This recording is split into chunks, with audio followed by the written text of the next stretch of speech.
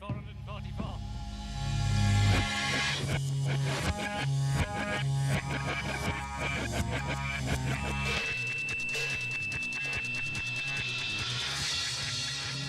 Welcome back, take 444, still going through the B's, will it ever end?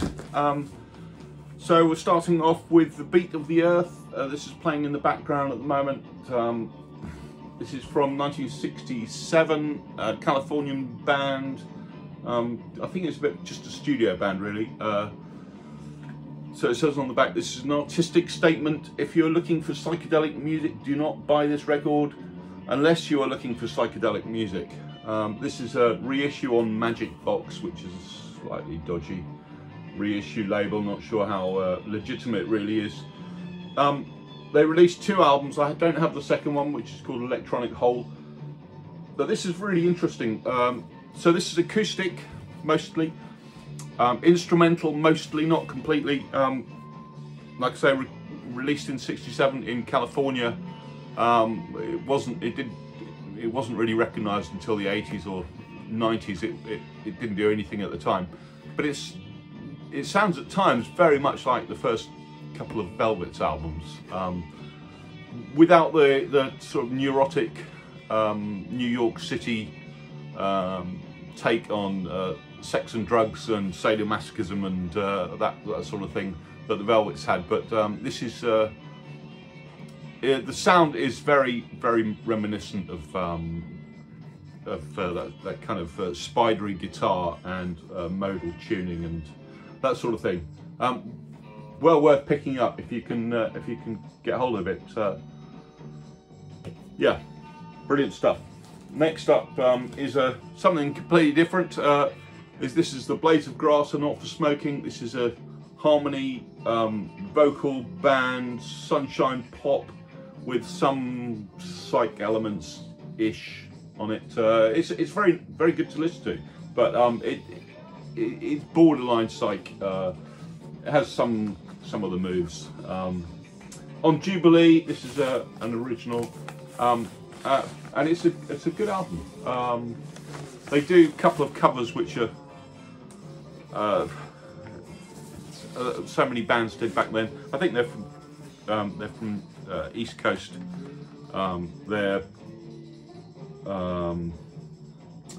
There's a New Jersey address given on the back. So this is from '67 as well.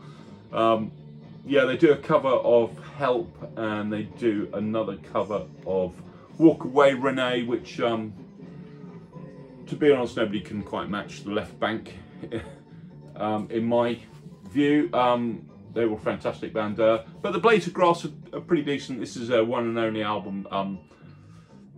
Don't think they went on to do anything else after that. Next we have a couple of albums. The Butterfield Blues Band. This is at the time, it's rather overlooked now, but at the time this was a major statement, a major artistic statement, East-West. Major influence on guitar players, with Mike Bloomfield stretching out, and they also had a multiracial band, which was somewhat unusual at the time. But yeah, it's a good record. The Butterfield Blues Band, East-West on Elektra. Like I say, it was very famous in guitar circles as a sort of a test piece for people to play along with in the '60s. And I also have their album In My Own Dream, which is I'm not sure when this came out, '67, '68, on Elektra. That's the fold-out cover. It's a uni-pack, the dreaded uni-pack. Again, a good record. This comes with the Elektra inner sleeve, which is not in great shape, but yeah. Next up we have one from the UK. This is a famous record now, Crazy World of Arthur Brown. This is my very battered copy that I picked up in the early 80s. their first and only album. They went on to make some other stuff with Kingdom Come and things. It's pretty well known. Fire on here, Put a Spell on You. It was a big hit on the London club scene in 1967. Next up is the Bubble Puppy, Gathering of Promises. This is an original on International Artists. That's the International Artists label. Came out in '67, I believe. Texas Psychedelia. Not quite as out there as and not quite as good as the Elevators, but then who is they went on to do they went on to change the name and the band.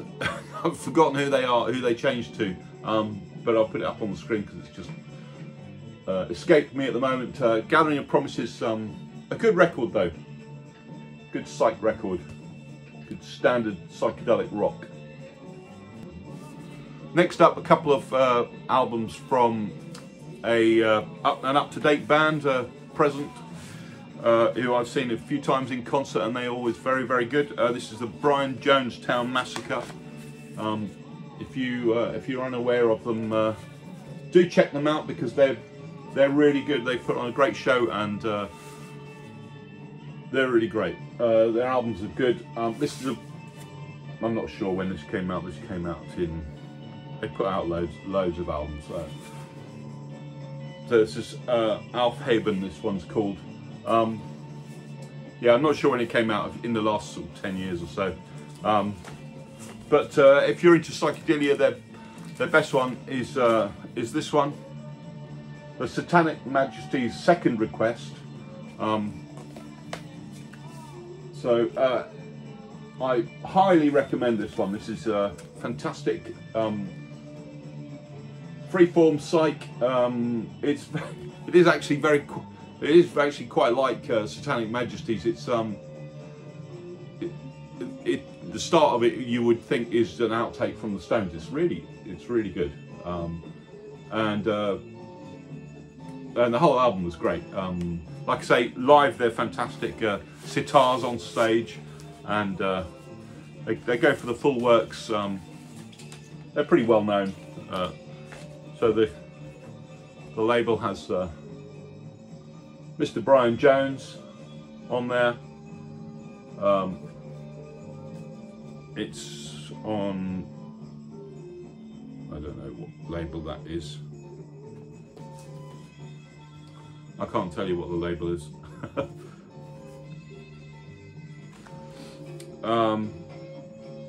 But yeah, definitely worth picking up. If you've not heard of them, that's the one to go with. Second Majesty's Request. Then we've got a couple of albums. These are really well known in psychedelic circles.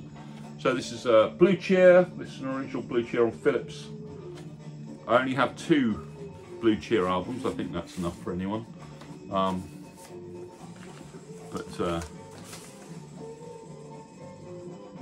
Vincubus Eruptum. This is their first album. It's pretty well known.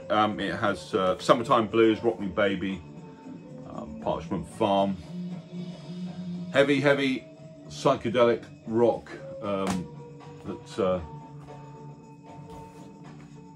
they're named after a strand of LSD. Augustus Stanley Owsley, mentioned on the back cover, well-known chemist.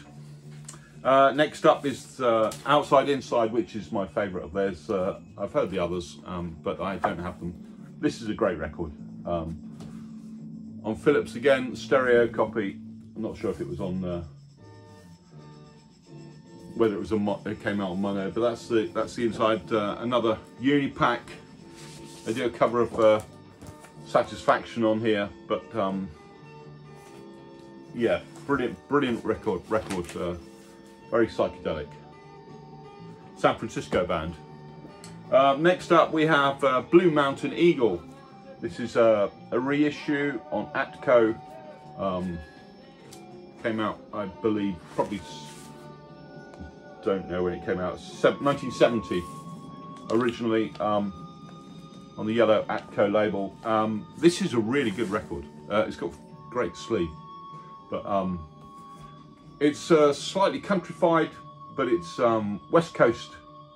This is Record Store Day, as you can see down there, issue. Not sure what year it was, but it says on there a lost classic, and yeah, it probably is. It's really good.